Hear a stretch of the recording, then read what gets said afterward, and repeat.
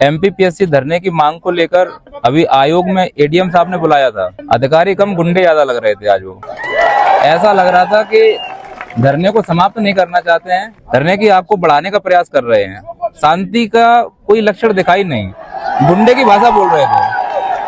अब हम तो टीचर हैं, बच्चों को पढ़ा रहे हैं, दाल रोटी खा रहे हैं, ना तो कहीं लोक व्यवस्था डिस्टर्ब कर रहे हैं, अधिकारों की मांग कर रहे हैं। उनका यह कहना है कि कोचिंग वोचिंग तोड़ डालेंगे। एडीएम साहब, जिला प्रशासन, मध्य प्रदेश मुख्यमंत्री जी को मेरा कहना है, मैं चंबल से आता हूँ, हमारे पूर्वज अपने अधिकारों की मांग करने के लिए बंदूक उठाया करते थे। हम कलम उठाकर काम चला रहे हैं। कलम कोचिंग में चलाऊंगा, कोचिंग तोड़ दोगे, कलम टूट जाएगी। जो काम 1 घंटे में हो सकता है उसके लिए 48 घंटे ज्यादा समय लग गया। ये शर्म की बात है इंदौर जिला प्रशासन के लिए और मध्य प्रदेश शासन के लिए। छात्रों के अधिकारों के लिए छात्रों को घुटने टेकने पड़ रहे हैं और मंच पर बड़े बड़े भाषण देते हो कि युवाओं से देश चलेगा, और उन्हीं युवाओं को अकेले में बुलाकर इस प्रकार से गंदे गंदे कमेंट किए जाते हैं, गुंडों वाली भाषा बोली जाती है। हम डरते किसी से नहीं है, डरते केवल विधान संविधान से हैं, पर इस प्रकार की अगर भाषा का प्रयोग किया जाएगा ये कतई जायज नहीं है। अब यह आमरण अनशन तब टूटेगा जब स्वयं मुख्यमंत्री जी यहाँ आएंगे और इस आमरण अनशन को तोड़ेंगे। अब कोई एडीएम, एसडीएम जो इस मामले में कहीं तक किसी काम के नहीं है, इनसे ये नहीं हो पाया। 200 से ज्यादा बच्चियां हैं। एडीएम साहब से कहते कहते थक गए हम कि बायो टॉयलेट उपलब्ध करा दो, कान में जू तक नहीं रह गई है, उल्टा व्यवस्थाएं बंद कर दी जा रही हैं। फल बांटने के लिए हम लोगों ने फल लाए, फल बंद कर दिए गए, पानी की व्यवस्थाएं रोक दी गई हैं। थानों से घर पर फोन करा जा रहा है कि इनको हम पकड़ लेंगे, थाने में डाल देंगे, कोचिंग तोड़ देंगे। अगर ऐसे ही देश चल रहा है तो फिर असंवैधानिक तरीके से चलने देते हैं, अराजकता से ही चलने देते हैं। ये डिसाइड करना है सरकार को। हम दोनों पक्ष में राजी हैं। गांधी का देश है, पहली बात शांति से है। आप हमारी मांग मान लीजिए। अभी तक हम शांति से पूरा धरना कर रहे थे, अब इसके बाद मेरी कोई जवाबदारी नहीं है। इसके बाद क्या होगा वो आप देख लीजिए। जय हिंद, जय भारत। अभी आयोग ने हमें बात करने के लिए बुलाया था, बोला हमें बातचीत करनी है, पर उन्होंने बोला कि अगर ये बातचीत सफल नहीं होगी तो आप लोगों की कोचिंग तोड़वा देंगे, सील करवा देंगे। वो मैं कल भी उन्हें समझा चुका हूँ कि मैं एमबीबीएस हूँ, तो मुझे ना कोचिंग का कोई मोह है, ना मुझे ट्यूशन का कोई मोह है, ना सरकारी नौकरी का लालच है। जहाँ भी टेबल कुर्सी और अपना आला बीपी मशीन बैठ जाऊंगा, महीना के लाखों कमा लूंगा। ठीक है, मैं अधिकारियों जैसा नपुंसक नहीं हूँ जो सिलेक्शन के बाद इन्हीं छात्रों में से निकल के अधिकारी बनते हैं और छात्रों की बात कहने के लिए डरते। मर्दानगी ने खोदी जिस दिन उन्होंने सिलेक्शन लेके शासन के तलबे चाटने शुरू कर दी, मर्दानगी खोदी। सारे अधिकारी नपुंसक है और जितने कोचिंग वाले बच्चों के लिए खड़े नहीं हो रहे वो भी नपुंसक है। उन्हें लग रहा है उनकी कोचिंग सील हो जाएगी, बच्चों ने जाना बंद कर दिया तो थाली से रोटी भी छिन जाएगी उनकी। इनकलाब जिंदाबाद साथियों, 3 दिन हो चुके हैं, आमरण अनशन को दूसरा दिन है। मध्य प्रदेश का, पूरे प्रदेश का बच्चा यहाँ आके बैठा हुआ है और अपनी मांगों को लेकर बैठा हुआ है। हमारी मांगे सीधी सीधी हैं, उसमें ऐसा कुछ नहीं है, लेकिन हम जब बातचीत के लिए हम 4थी या 5वीं दौर की बातचीत करने जा रहे हैं। अभी भी हमें बुलाया गया, हम बातचीत के लिए तैयार है कि बोलो बाहर नहीं करते, अंदर आए।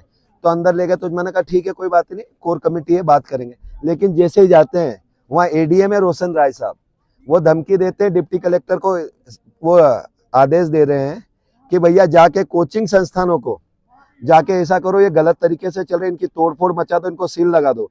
तो मैं ये कहना चाहता था कि अगर ये आज आपको गलत दिख रही है या ये ग्रीन जोन में थी तो आप इतने दिन से क्या गलत कार्यवाही काम ही नहीं कर रहे थे?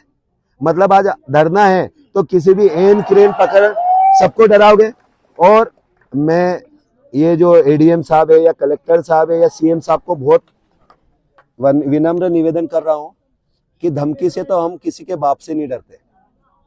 गोली मारना है, सीने पे मारना, लठ नहीं गोली मारो, क्योंकि नौकरी देने की औकात अब आपको लोगों की बची नहीं है, तो तुम लाठी डंडे धमकियों से डराओगे। और अब आपने है ना लोकतंत्र खत्म करके लाठी तंत्र पे जा रहे हो। और याद रखना, अगर लाठी तंत्र आपके पास है तो आपकी पुलिस तो कम है, लेकिन ये बच्चों के हाथ में, किसी के हाथ में पूरे प्रदेश में आ गई ना तो भूल जाओगे शासन और प्रशासन करना।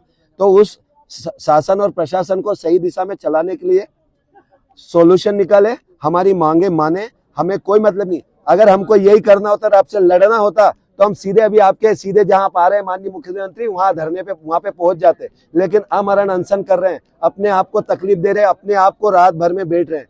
और इसलिए समझा रहा हूं कि ये हमारी मांगे माने, बात करें। अगर कोई आपके में मुख्यमंत्री से कोई अधिकारी इस तरीके कर रहा है तो वो खुद गलती कर रहा है।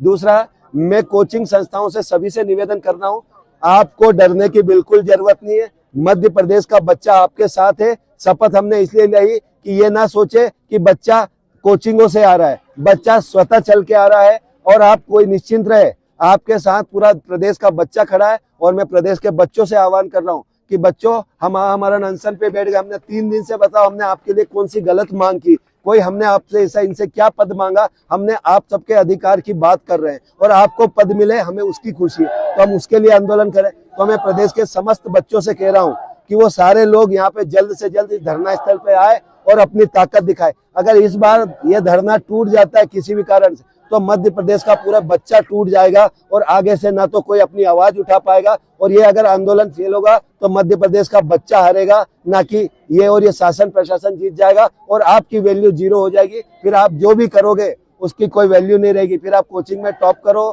टेस्ट टॉप करो या लाइब्रेरी, कुछ भला नहीं होना। तो मेरा सबसे निवेदन है, हाथ जोड़ के निवेदन है कि आप इस आंदोलन में आइए, हम आपकी मांगों के साथ हैं। अगर हमारी मांगे गलत लगती है और आप सारे बोलते हैं कि हमें तोड़ देना चाहिए, तो अगर आप बोलोगे तो हम चल देंगे, हमें कोई दिक्कत नहीं। आपके साथ खड़े हैं, आपकी बात रख रहे हैं। और मुख्यमंत्री जैसे पुनः निवेदन है, हम आपसे निवेदन कर रहे हैं, हमें कोई राजनीति नहीं करना है।